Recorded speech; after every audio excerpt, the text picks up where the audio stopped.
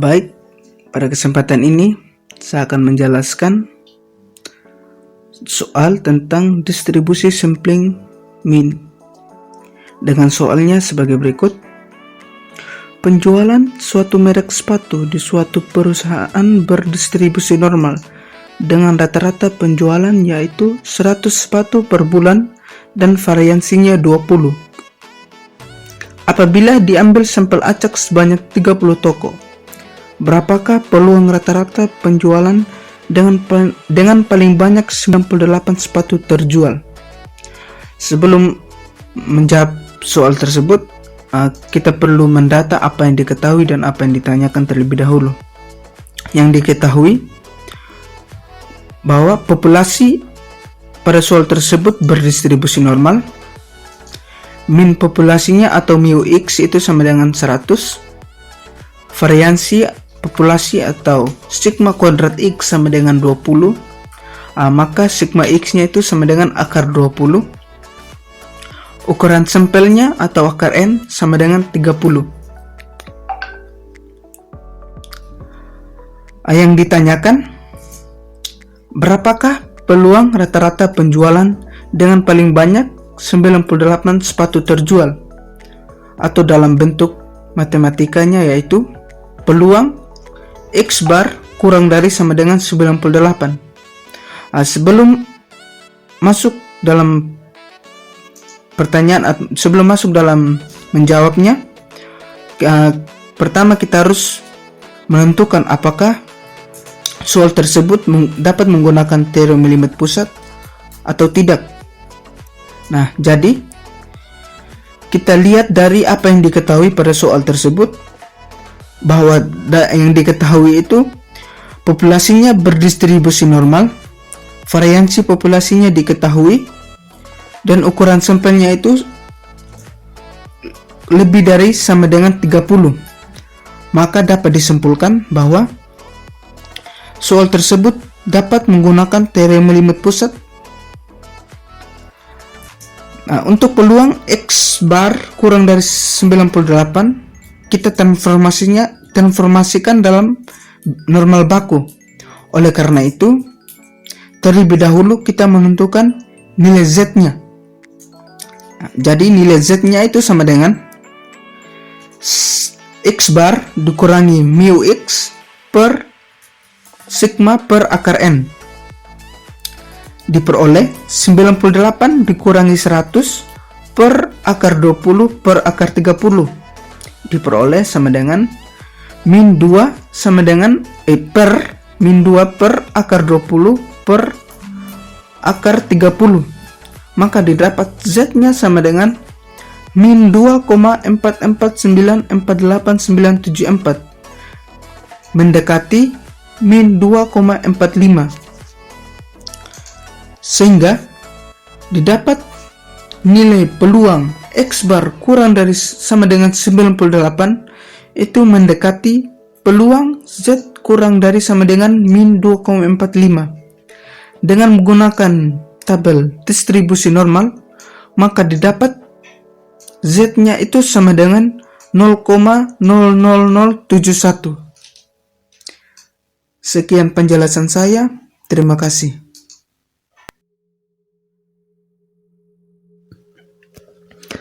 Selanjutnya saya akan membahas contoh soal mengenai distribusi sampling beda min. Misalkan contoh soalnya itu sebagai berikut. Dari suatu distribusi penjualan air mineral di daerah Sleman dan Bantul, diperoleh rata-rata penjualan di daerah Sleman sebanyak 50 botol per hari dan simpangan bakunya 5. Sedangkan di daerah Bantul, rata-rata penjualan sebanyak 30 botol per hari dan simpangan bakunya 3. Apabila diambil sampel acak sebanyak 40 toko dari daerah Sleman dan 60 toko dari daerah Bantul, tentukan peluang bahwa rata-rata sampel dari sampel acak daerah Sleman melampaui rata-rata sampel dari sampel acak daerah Bantul paling sedikit 18 botol. Andaikan rata-rata sampel dapat dihitung sampai taraf ketelitian yang diinginkan.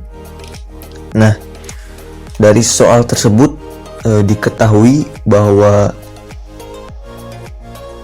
banyaknya sampel acak dari daerah Sleman atau NS itu sebanyak 40, dengan rata-rata penjualannya itu sebanyak 50 atau dapat kita nyatakan sebagai mu XS nya itu sama dengan 50, dan simpangan bakunya atau sigma XS nya itu sama dengan 5.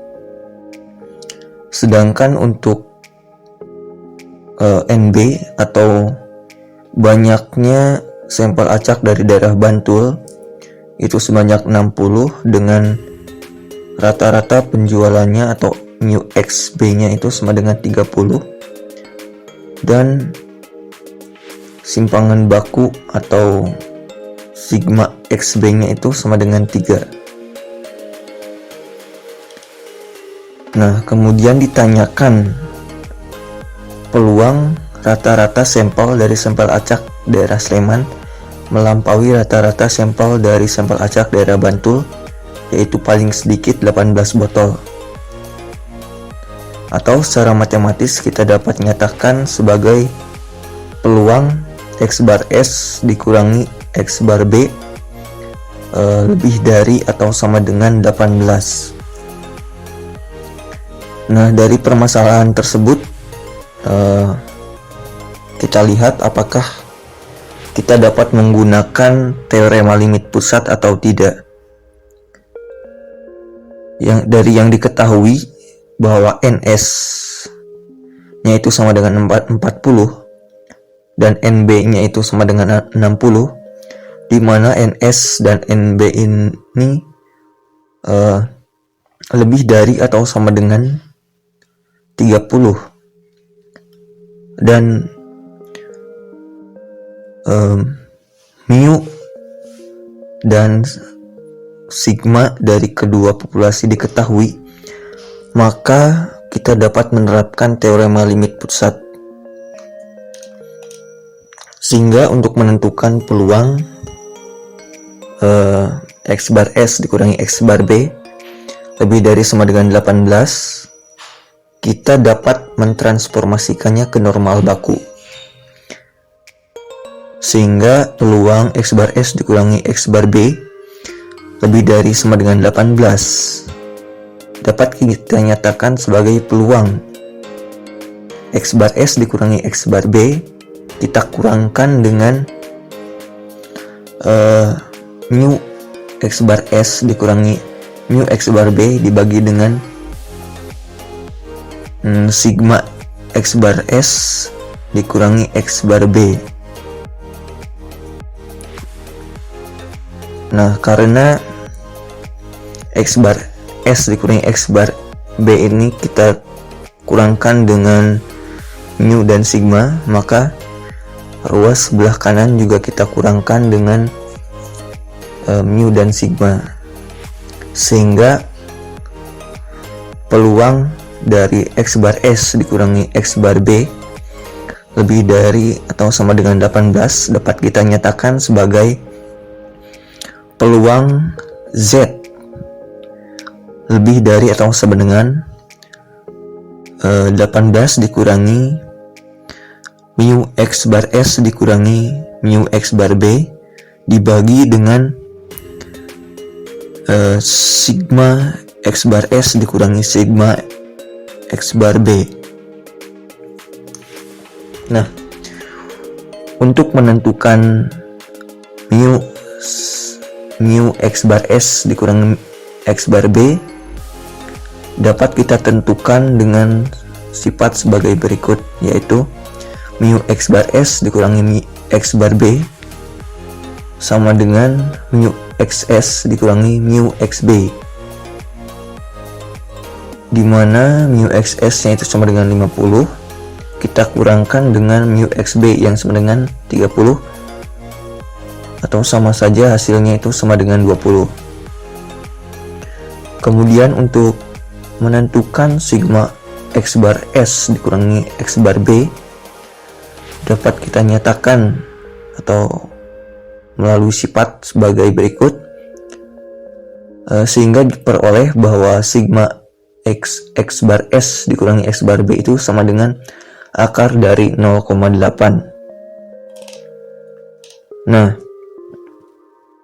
karena kita sudah ketahui mu x bar S dikurangi x bar B dan sigma x bar S dikurangi x bar B nya, maka kita peroleh bahwa peluang x bar S dikurangi x bar B lebih dari atau sama dengan 18 dapat kita nyatakan sebagai peluang Z lebih dari atau sama dengan 20 dikurangi 18 dibagi dengan akar dari 0,8 yang sama dengan peluang Z lebih dari atau sama dengan 2,24. Nah, untuk menentukan peluang tersebut, maka kita peroleh bahwa peluang dari Z lebih dari sama dengan 22,4 dapat kita nyatakan sebagai 1 dikurangi peluang Z kurang dari sama dengan 2,24. Nah, peluang Z kurang dari 2,24 dari tabel normal kita peroleh nilainya yaitu 0,9875, sehingga diperoleh nilai peluang x bar S dikurangi x bar B kurang dari atau sama dengan 18 itu sama dengan 0,0125.